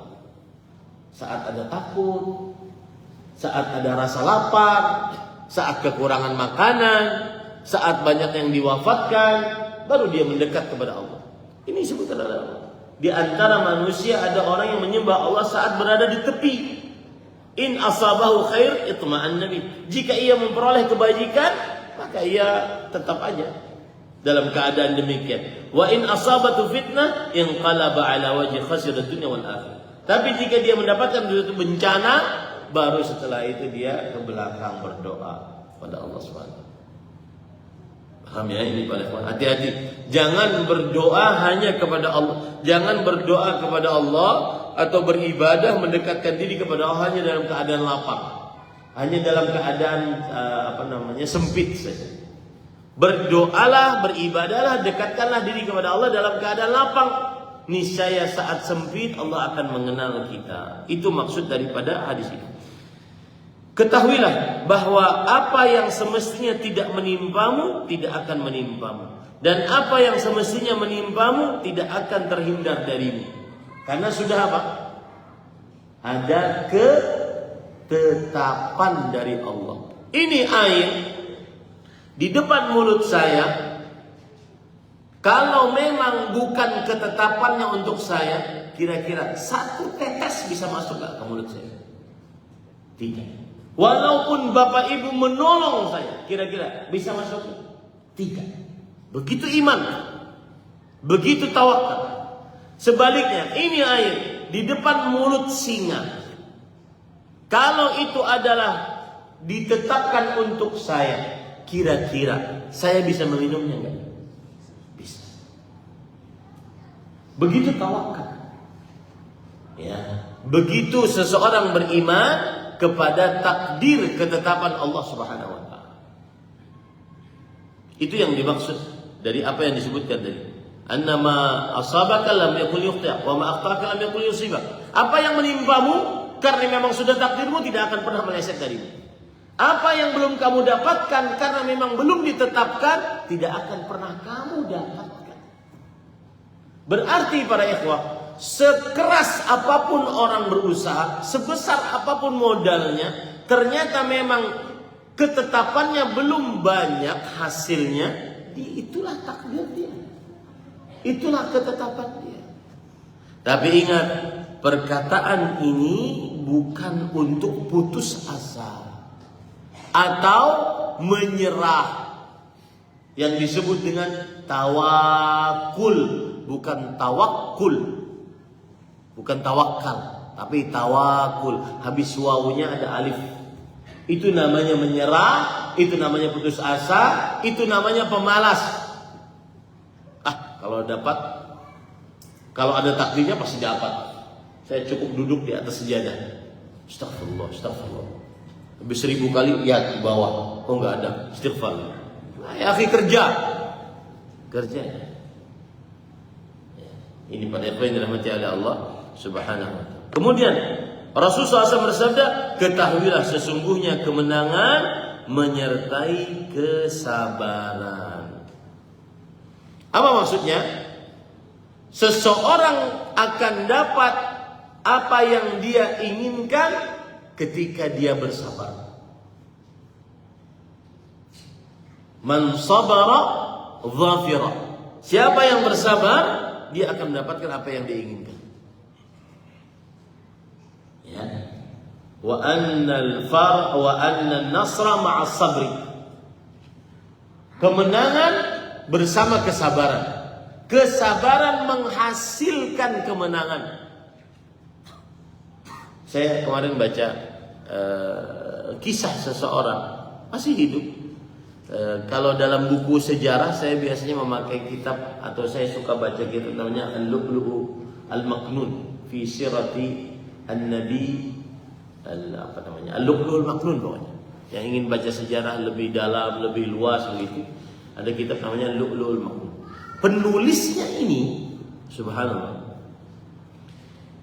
beliau antara adzan dan iqamah di sholat maghrib atau sholat isya, antara adzan dan iqamah sekitar 10 menit saja, maka dengan seperti itu beliau menyelesaikan beberapa kitab-kitab hadis.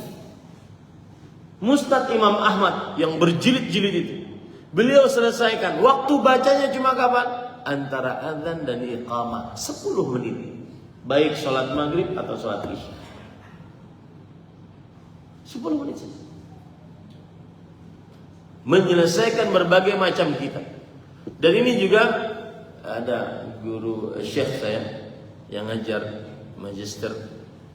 Beliau mengatakan, kami punya guru si fulan dan beliau mempunyai kitab. Coba cek kitabnya dan coba cek gurunya. Saya cek di internet. Pas saya cek beliau, saya lihat YouTube-nya. Beliau bercerita, syekh saya ini, bahwa 10 menit sebelum tidur yang saya biasakan baca kitab, maka saya menyelesaikan hampir seluruh kitab-kitab hadis. Saya menyelesaikan kitab Fathul Bari dengan 10 menit sebelum tidur. Tapi bacanya serius, bacanya tidak sedang pegang HP. Karena ada kalau orang baca Quran sampingnya HP, ya, maka mushafnya nggak jalan-jalan, nggak. Ya, bacaan Al-Qurannya tidak jalan-jalan, yang HP-nya yang jalan-jalan, scroll terus, baca satu, bahkan bukan hanya satu ayat, setengah ayat. Apalagi kalau ada ting, ting, Pak Prabowo reshuffle, ting, lama aja, nggak selesai. Ya, ini para ikhwan dirahmati oleh Allah. Maksud saya, kesabaran itu akan membuahkan hasil. Kesabaran akan membuahkan hasil. Makanya Syekhul Islam Ibnu Taimiyah rahimahullah beliau mengatakan, bis-sabri wal yaqin tunalul imamatu fid din. Dengan kesabaran dan dengan keyakinan, maka kedudukan di dalam agama akan didapat. Dan ini disebutkan oleh Imam, dalilnya dari surat As-Sajdah. Dalilnya dari surat As-Sajdah. Dengan kesabaran dan keyakinan, maka seseorang akan mendapatkan kepemimpinan di dalam agama. Ayatnya pada surat As-Sajdah ayat 24. Wa ja'alna minhum a'immatan yahduna bi amrina lamma sabaru wa kanu bi ayatina yuqinun. Dan kami jadikan kalian pemimpin-pemimpin yang memberi petunjuk dengan perintah kami ketika mereka sabar dan yakin terhadap ayat-ayat kami. Dengan sabar dan keyakinan, maka akan mendapatkan kepemimpinan dalam agama. Sabar, Pak. Saya berpesan, ada sebagian orang yang baru ingin mulai berdakwah, kemudian dia seperti melihat ustadz-ustadz yang sudah lama terjun di dalam dakwah, enak ya sekarang seperti itu, dakwahnya bisa lancar dan seterusnya. Enggak, ini perlu belasan puluhan tahun untuk berdakwah baru bisa lancar. Ya. Ada sebagian orang yang inginnya instan, cepat. Sama juga menuntut ilmu demikian, harus bersabar, perlahan. Terakhir, dan sesungguhnya kesenangan menyertai kesulitan dan kesusahan. Apa maksudnya ini Bapak Ibu saudara-saudari yang dimuliakan oleh Allah? Maksudnya adalah semakin sulit kesulitan memuncak, membesar, semakin besar, yakinlah sebentar lagi ada jalan keluar. Maka jangan putus asa. Ada perkataan dari Al-Hafidh Ibn Rajab Al-Hambali, beliau mengatakan begini: Innal karba, sesungguhnya kesulitan, idza ishtadda, semakin sulit, wa ta'azam, semakin besar, fahasala lil 'abdi al-iyas an kashfihi min jihati makhlus, maka akan terjadi di dalam kalbu seorang hamba putus asa untuk minta bantuan kepada makhluk. Kalau sudah semakin sulit, semakin besar, semakin memuncak, maka ada rasa putus asa minta bantuan kepada makhluk. Kalau sudah itu ada, dan itu yang sering hilang dari kita, putus asa minta bantuan kepada makhluk. Fata'allaqa qalbuhu billahi wahda. Kalau sudah putus asa minta bantuan kepada makhluk, bergantunglah kalbunya kepada Allah semata. Kalau sudah bergantung kepada Allah semata, faman tawakkala 'alaihi kafah. Yang bertawakal kepada Allah, Allah akan cukupkan untuknya. Maka ada hadis qudsi mengatakan, hadis Rasulullah, ajiba rabbuna min qunuti ibadi wa qurbi faraji. Allah takjub, aneh dengan seorang hamba yang putus asa, padahal besok sebentar lagi jalan keluarnya. Nah, cuma itu tadi, kita ini kan nggak tahu apa yang akan terjadi besok. Saya beri contoh ini, hadis tadi. Allah itu aneh, seorang hamba putus asa, sedangkan jalan keluarnya sebentar lagi. Contoh, orang putus asa, ada teman saya Pak, melamar perempuan sebanyak 21 kali, ditolak semua. Ya, ini kalau seandainya beliau putus asa, ya sudahlah, saya nggak mau nikah. Ternyata beliau nggak putus asa. Ternyata yang ke-22 baru diterima. Artinya apa? Semakin memuncak, semakin membesar, semakin sulit ujian, kesulitan hidup, sebenarnya sebentar lagi apanya? Jalan keluarnya. Maka jangan putus asa. Jadi hadis ini sebenarnya berkaitan dengan perkara hati, membuat seseorang tidak putus asa kepada Allah Subhanahu wa taala, karena Rasul sallallahu alaihi wasallam bersabda, wa annal faraja ma'al karbi, bahwa jalan keluar beserta kesulitan. Semakin sulit, semakin jalan keluar akan ada. Semakin sulit berarti hikmatullah dalam penciptaannya, ketentuan Allah dalam penciptanya, berarti sebentar lagi jalan keluarnya. Ustaz, kasihan kaum muslimin yang ditindas di Gaza. Maka sama ini kasusnya. Semakin sulit, semakin jalan keluar sebentar.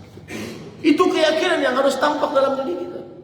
Semakin sulit, semakin dikepung, semakin di genosida, di bumi hanguskan, maka semakin jalan keluar sebentar lagi.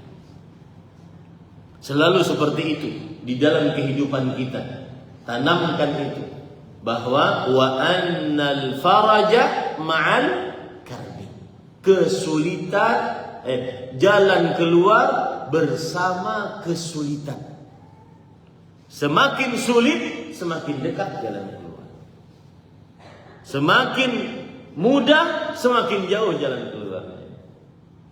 Mudah-mudahan ini menjadikan kita senantiasa bergantung qalbu hanya kepada Allah Subhanahu wa taala. Ini yang bisa disampaikan. Alhamdulillah selesai hadis yang ke-19. Coba perhatikan hadis, hatta idza stai'asar rusul wa dhannu annahum qad kudzibu ja'ahum nasruna fanujjiya man nasha wa la yuraddu ba'suna 'anil qaumil mujrimin. Ketika para rasul sudah putus asa. Putus asa di sini maksudnya sudah banyak nih perjuangan, bukan putus asa seperti manusia biasa ya. Wa dhannu annahum qad kudzibu. Mereka mengira sudah mereka ini enggak mungkin taubat. Umat ini tetap aja mendustakan mereka. Ja'ahum nasruna. Ketika kesulitan semakin memuncak, datanglah pertolongan dari kami. Biasanya Pak, jagoan itu keluarnya di akhir. Jalan keluar itu pada akhir. Nah, cuma kita ini kurang sabar. Akhirnya putus asa, akhirnya bunuh diri, akhirnya mengerjakan hal-hal yang haram. Kenapa mabuk? Capek Ustaz. Sholat juga nggak ada kaya-kayanya. Dan seterusnya. Salah satu penyebabnya apa? Kita tidak tahu takdir kita. Itu yang membuat seseorang akhirnya apa? Akhirnya putus asa. Makanya Allah heran. Allah heran dengan putus asanya seorang hamba, padahal jalan keluarnya sesudah dekat. Entah itu besok, entah itu 1 jam setelah ini, entah itu 5 menit setelah ini, entah itu 1 menit, entah itu 1 detik setelah ini. Ini menjadikan kita bisa menasihati diri kita dan juga anak cucu kita, istri kita, agar tidak mudah menjadi manusia pecundang, manusia yang senantiasa putus asa. Caranya, tetapkan itu sebagai pelajaran. Annal faraj ma'al karb. Ke jalan keluar setelah kesulitan. Semakin sulit, semakin dekat jalan keluar. Semakin sulit, semakin dekat jalan keluar. Coba ayat apa yang semisal dengan ini? Antum hafal. Fa inna ma'al usri yusra. Inna ma'al usri yusra. Ya.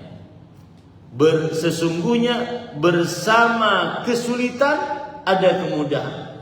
Bersama kesulitan yang sama ada kemudahan yang lain. Berarti 1 kesulitan 2 kemudahan. Makanya para ulama mengatakan di antaranya Umar bin Khattab, lan yaghlibul usru yusrain. 1 kesulitan tidak akan pernah mengalahkan 2 kemudahan. Kapan datang kemudahan? Ketika ada kesulitan. Semakin sulit, semakin datang kemudahan. Semoga yang disampaikan bermanfaat. Wa sallallahu alaihi Muhammad walhamdulillahi rabbil alamin. Ini yang bisa disampaikan. Ada pertanyaan? Baik. Izin bertanya, ada 2 pertanyaan. Silakan. Yang pertama berkaitan dengan mukadimah yang tadi Ustaz bawakan, bahwasanya Ibnu Abbas melakukan salat sunnah pada saat safar, yaitu qiyamul lail. Dalam paparan sebelumnya Ustaz jelaskan bahwasanya salah para sahabat itu ittiba, bahwasanya Rasulullah tidak melakukan salat sunnah dalam keadaan safar, kecuali witir sama qobliyah subuh. Bagaimana penjelasan berkaitan dengan amalan Ibnu Abbas? Yang pertama. Yang kedua, saya dapati di beranda kami ada bahwasanya sholat Jumat Ba'diyah itu tidak ada berdasarkan dengan bahwasanya qobliyah Jumat juga tidak ada. Jadi bagaimana penjelasan dengan sholat tersebut? Bismillah, alhamdulillah, wassalatu wassalamu ala rasulillah wa ala alihi wa ashabihi wa man wala, amma ba'd. Adapun pertanyaan yang pertama adalah yang berkaitan dengan tanafful, mengerjakan amalan sunnah saat di dalam safar. Maka jawabannya adalah tetap dikerjakan sholat sunnah saat safar. Bukankah Rasul sallallahu alaihi wasallam beliau yusabbihu fi safari, beliau senantiasa sholat saat safarnya, bahkan sholatnya di atas onta saat safarnya, dan sholat sunnah yumi'u bira'si. Dan itu bukan hanya sholat witir saja, tapi juga sholat malam. Yang tidak diperbolehkan ketika safar adalah sholat rawatib. Sholat rawatib itu artinya sholat yang mengiringi sholat wajib, sholat qabliyah dan ba'diyah. Dan ini ada illatnya, ada sebabnya yang disebutkan oleh para ulama. Karena saat safar seseorang mengqashar sholat wajib, maka sholat wajibnya saja diqashar, maka sholat sunnahnya tidak perlu dikerjakan karena yang wajibnya saja diqashar. Adapun sholat-sholat yang lain selain sholat rawatib, kecuali 2 rakaat sebelum sholat subuh, maka tetap dikerjakan. Baik sholat malam, sholat witir, ya, tetap boleh dikerjakan. Wallahu a'lam. Kemudian berkaitan dengan sholat Jumat, apakah sholat Jumat itu ada ba'diyahnya atau ada qabliyahnya? Para ikhwah yang dirahmati oleh Allah Subhanahu wa taala, ada hadis yang berkaitan dengan tentang sholat qabliyah Jumat. Memang tidak dikatakan sebagai sholat rawatib, akan tetapi dia dikatakan sebagai sholat sunnah, dikerjakan sebelum sholat Jumat. Caranya, orang masuk masjid, kemudian dia sholat sesuai dengan yang apa Allah takdirkan, sesuai dengan kemampuannya, sampai khatib datang. Kalau sudah datang, dia duduk, kemudian setelah itu dia mendengarkan khutbah. Itu sholat sunnah yang dikerjakan sebelum sholat Jumat. Caranya seperti itu. Lebih daripada 2 rakaat diperbolehkan. Adapun sholat qabliyah, ba'diyah, maka memang terjadi ikhtilaf di antara para ulama tentang ba'diyah sholat Jumat. Saya lebih condong kepada pendapat Abdullah bin Umar radhiyallahu anhuma, bahwasanya Rasulullah sallallahu alaihi wasallam mengerjakan sholat ba'diyah Jumat, yaitu beliau mengerjakannya setelah sholat Jumat antara 2 cara. Jika dikerjakan di masjid, 2 rakaat salam, 2 rakaat salam, berarti 4 rakaat. Jika dikerjakan di rumah, maka 2 rakaat di masjid, 2 rakaat di rumah. 2 rakaat di rumah. Dan itu disebutkan di dalam beberapa hadis yang ada.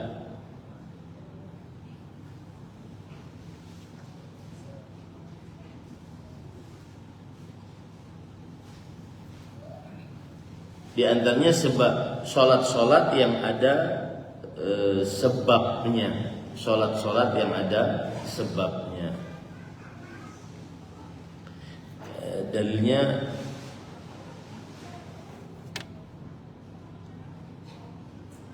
Ya, intinya seperti itu. Bahwa ada yang mengatakan tidak ada sholat ba'diyah Jumat. Ada yang mengatakan ada caranya yang saya sebutkan tadi. Saya lebih condong kepada pendapat ada sholat ba'diyah Jumat, yaitu dengan 2 cara. 4 rakaat dikerjakan 2 rakaat salam 2 rakaat salam jika dikerjakan di masjid, dan 2 rakaat di masjid, 2 rakaat di rumah jika ingin dikerjakan di rumah. Wallahu a'lam.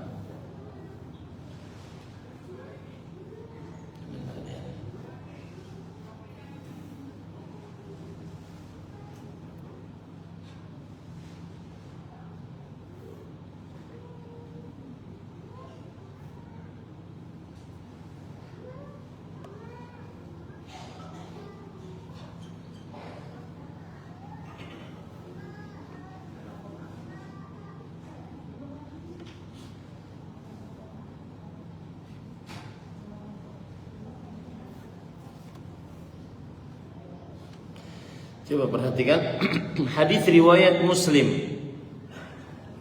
Hadis riwayat Muslim dari Abu Hurairah radhiyallahu anhu. Rasul sallallahu alaihi wasallam bersabda, "Man kana minkum musalliyan ba'dal jum'ah falyusalliha arba'an."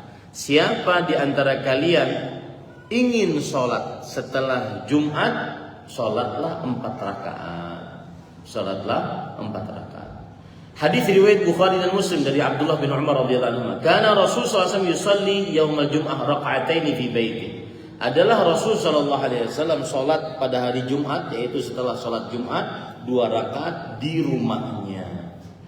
Nah, makanya Syekhul Islam Ibnu Taimiyah mengatakan in shalla fil masjid shalla arba'an. Kalau dia salat di masjid, salatlah 4 rakaat setelah Jumat. 2 rakaat salam, 2 rakaat salam. Wa in shalla fi baiti shalla raka'atain. Tetapi jika dia sholat di rumahnya, maka sholatlah dia di rumahnya 2 rakaat. Ya, begitu. Itu pendapat dari Syekhul Islam, dan saya lebih condong kepada pendapat ini karena memang ada dalil yang menunjukkan hal tersebut yang saya bacakan tadi. Wallahu a'lam. Kapankah momen atau waktu yang tepat untuk menyampaikan nasihat kepada anak yang sudah menginjak dewasa supaya nasihat itu benar-benar diingatnya? Salah satunya tadi ketika diberi hadiah, ketika momen safar, ketika sedang di Masjidil Haram, Masjid Nabawi, itu sangat berkesan. Itu sangat berkesan. Wallahu a'lam. Susah, sering lupanya kalau seandainya dia nak sini duduk ya, saya akan beritahu enggak. Seperti saya sekarang mengajar bapak-bapak, itu mudah lupanya. Tapi kalau sedang bersafar, sedang naik motor bersama, sedang makan toprak bersama, ya. Ini kadang-kadang anak sudah dewasa itu orang tua sudah malas ngobrol sama dengan dia. Itu keliru. Dan kami punya pesantren ya, anak santri saya sekitar hampir 280-an. Salah satu hal yang menyebabkan anak-anak itu menyimpang dari peraturan adalah setelah digali-gali dia kurang dekat dengan bapaknya. Kurang dekat dengan bapak. Bapaknya bukan teman dia untuk bisa ngobrol dengannya. Nah, ini harus dirubah sikap sebagian suami. Ketika anak ingin ngobrol ya sama ibumu sana. Ini nggak boleh. Nanti kalau ada pelanggaran, ibunya yang dimarahin. Ngurus anak aja nggak bisa, kamu yang ngurusnya, bukan ibunya. Kita pemimpin keluarganya. Ya, itu yang pertama kali akan diminta pertanggungjawaban oleh Allah Subhanahu Wa Taala. Wallahu a'lam. Ada anak menyimpang kelakuannya. Ternyata ketika diinterogasi, kenapa kamu melakukan ini? Kamu kan sudah kelas 12, beberapa bulan lagi lulus. Rupanya dia stres. Kenapa? Selama hampir 6 tahun jarang ketemu dengan bapak. Selama 6 tahun di pesantren. Jarang ketemu dengan bapak. Sebabnya apa? Bapaknya sibuk dengan istri-istrinya. Bukan berarti poligaminya tercela, enggak. Tapi kesibukan bapaknya dengan istri-istrinya menyebabkan dia tidak ketemu dengan anak-anaknya. Ini juga perhatian nih kepada yang ingin berpoligami dan yang sudah berpoligami. Ya, ketika sudah dapat istri baru, dapat anak baru, jangan sampai tersibukkan hanya dengan yang baru-baru. Itu anak-anak lama yang sudah dewasa, mereka perlu untuk duduk bersama mengobrol denganmu. Makanya kalau nggak sanggup jangan masuk ke dalam dunia itu. Ya Allah. Ketika kita sedang zikir pagi atau petang, kemudian terputus karena urusan lain, misalnya anak yang nangis, kemudian setelah beberapa saat kita baru ingat kembali, apakah zikir yang tadi keputus kita lanjutkan bacanya atau kita ulang dari awal? Lanjutkan saja karena sudah kita sebutkan zikirnya. Al-aslu baqa'u makan ala makan. Asal hukum sesuatu yang sudah benar-benar terjadi. Apa yang sudah terjadi itulah yang dia ambil. Jadi sudah dia lakukan, maka sisanya tinggal menambahkan saja. Demikian. Ini yang bisa. Ada lagi?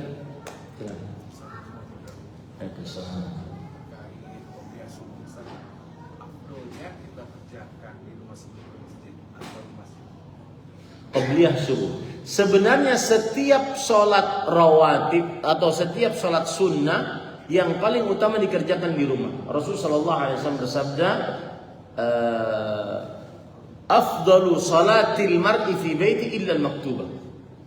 Salat paling utama seseorang di rumahnya kecuali salat wajib. Ini bagi laki-laki ya. Salat seseorang di rumahnya, salat yang paling utama dikerjakan di rumahnya kecuali salat wajib. Berarti semua salat sunnah afdalnya di rumah.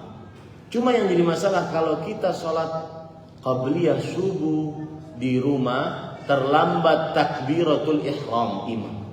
Nah, di sini tarik ulur kepentingan.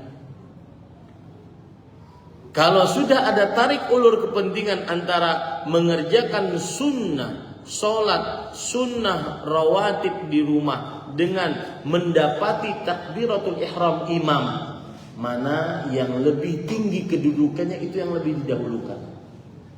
Yang lebih tinggi kedudukannya adalah mendapati takbiratul ihram imam. Ini lebih diutamakan. Oleh karena itu, kalau seandainya dia sholat di rumah, sholat qabliyah subuhnya di rumah ternyata sering ketinggalan takbiratul ihram imam, dan itu lebih utama untuk dikejar dibandingkan sholat di rumah, maka dia sholat di masjid saja. Apalagi sampai masbuk gara-gara mengerjakan sunnah, sholat sunnah di rumah. Itu kan hukumnya dianjurkan saja. Sholat sunnah di rumah. Dia kejar itunya, tetapi dia masbuk 1 rakaat. Mana yang lebih utama kalau begitu? Ngejar 1 rakaat atau ngejar sholat sunnah di rumah? Hah? 1 rakaat takbiratul. Sedikit lebih ya. Wallah. Ada lagi? Waalaikumsalam.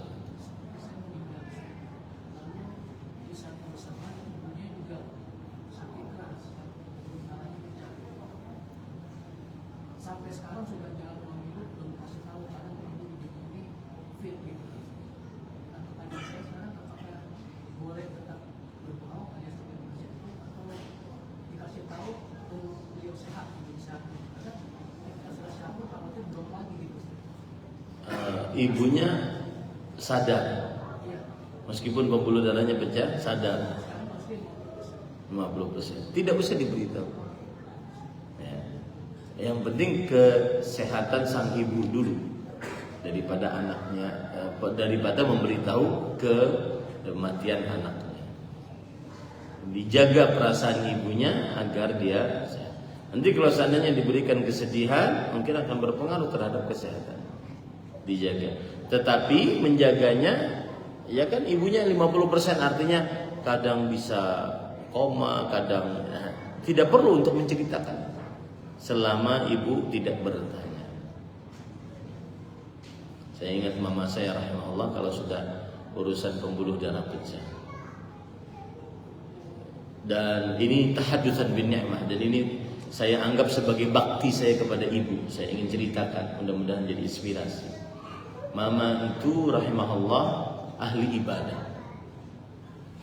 Beliau puasa dari Kamis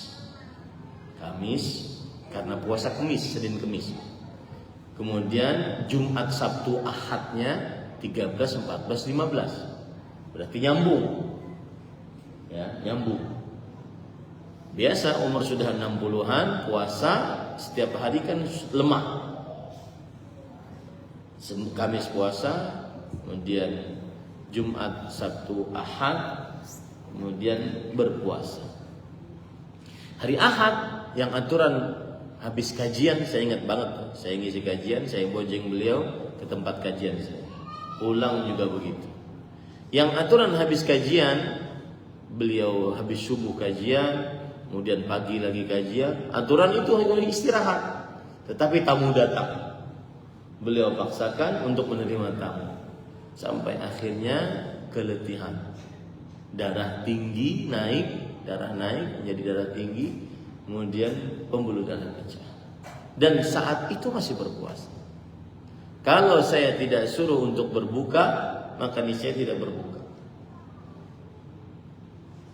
Dan selama 5 hari dari Ahad itu, Senin, Selasa, Rabu, Kamis, 4 hari lah